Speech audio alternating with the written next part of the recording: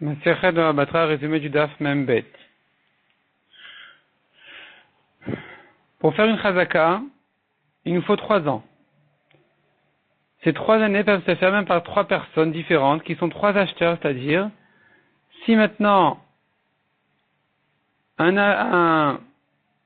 homme a habité un an sur le champ, il a vendu, son acheteur a habité une 2e année, il a vendu ensuite, le 3e acheteur a habité une 3e année, 3e personne a habité une 3e année, ça nous fait en tout 3 ans, on peut associer ces 3 années-là comme une chazaka de 3 ans, mais à condition que les ventes se soient faites à l'écrit. Si ça s'est fait à l'écrit, le contesteur ne pourra pas dire, je vous ai vu chacun prendre 1 an, je pensais pas que c'était une chazaka, je me suis dit, ouais, c'est des voleurs, ils prennent 1 an, ils s'en vont.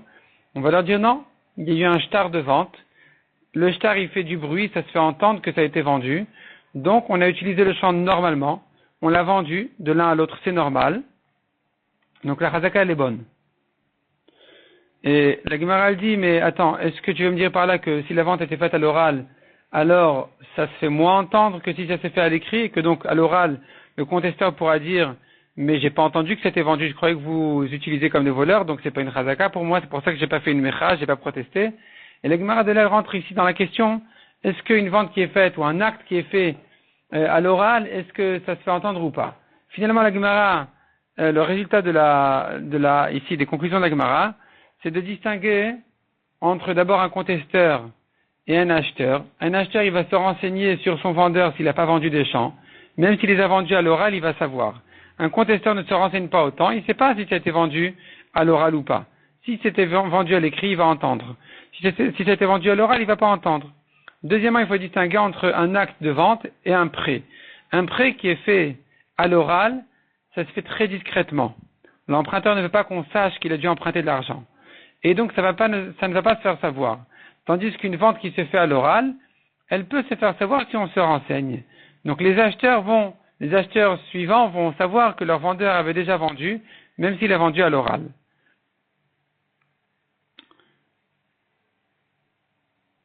Un père qui a fait 1 an de chazaka et son fils, son héritier encore 2 ou le contraire, le père 2, le fils 1, ou bien le père 1 an, le fils 1 an et l'acheteur 1 an, ça forme une chazaka. Donc tu vois que ça fait le fait que le fils est vendu, la vente se fait savoir au contesteur, et donc il ne pourra pas dire j'ai pas vu qu'il a mangé 3 ans d'affilée, qu'il a profité 3 ans d'affilée du champ, donc j'ai pas protesté. Il ne pourra pas dire ça parce qu'on va lui dire tu as bien vu qu'il a vendu, donc c'est un comportement de propriétaire. La Gemara ramène là-dessus une contradiction d'un cas dans l'autre sens, et elle résout le problème. Mishnah suivante.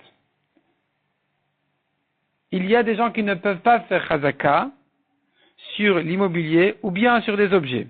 La chazaka sur les objets, elle se fait immédiatement, c'est-à-dire, en principe, ce que je porte, ce que j'ai chez moi, sur moi, est à moi.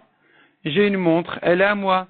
Même si quelqu'un va mener des témoins qu'elle était à lui hier, si aujourd'hui elle est sur moi, c'est qu'elle est à moi. Et là, il y a quelqu'un qui ne peut pas faire de chazaka. Qui c'est?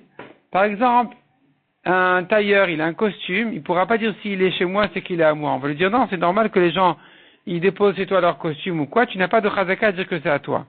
De même, des associés ne peuvent pas faire chazaka l'un sur l'autre sur des champs, par exemple. Parce que, il pourra lui répondre, je me suis tu quand tu as profité du champ associé pendant 3 ans, parce que c'était ça notre arrangement. Toi, tu prends 3 ans et moi, je prends 3 ans. De même, celui qui travaille dans le champ et qui prend une partie des fruits, même s'il a pris tous les fruits pendant 3 ans d'affilée, c'est pas chazaka parce que c'est des arrangements tout ça. De même, un responsable des biens des orphelins ne peut pas faire chazaka. Un homme ne fait pas chazaka sur les biens de sa femme, une femme sur les biens de son mari, un père sur son fils, un fils sur son père. Toutes ces chazakot-là ne sont pas valables parce que c'est des arrangements entre eux et que c'est pas la preuve du fait qu'il s'est tué que il est d'accord qu'il a donné, que c'est l'autre, le marzik, le propriétaire. Il y a une autre sorte de chazaka, on l'appelle chazaka, mais c'est autre chose. C'est-à-dire, contrairement à ces chazakot-là qui ne sont qu'une preuve qu'il est propriétaire, au bout de 3 ans, ou bien dans des objets, ça se fait immédiatement, nous avons une chazaka qui sert de kinyan. Pour acquérir un champ, un bien immobilier, on fait une chazaka qui est un des noms des kinyanim, pour acquérir d'un kinyan, pour acquérir l'immobilier, qui est chazaka, qui veut dire qu'est-ce qu'il fait par exemple? Il fait une barrière, il met une porte, il casse la barrière pour entrer, tout ça. C'est un comportement de propriétaire qui le rend effectivement propriétaire. Il acquiert grâce à ça. La Gemara ramène une discussion.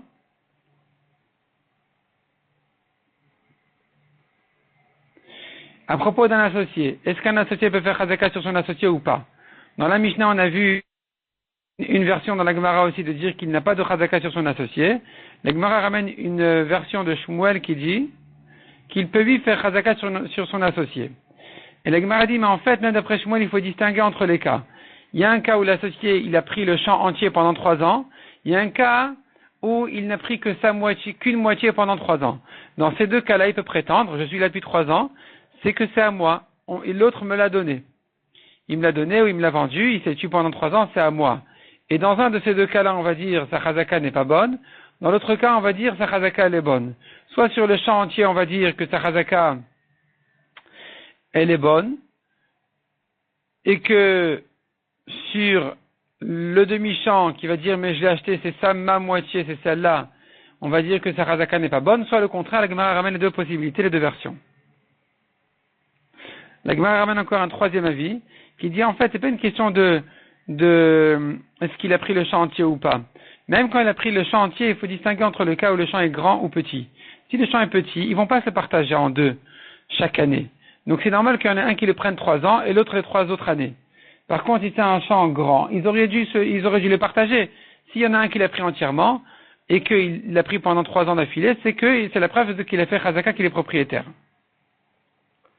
La Gemara dit encore, un associé considéré qu'il est dans ses droits quand il va faire même des changements sur le champ, c'est-à-dire au lieu de semer, il va planter, il est dans ses droits, il pourra profiter entièrement de sa moitié des fruits.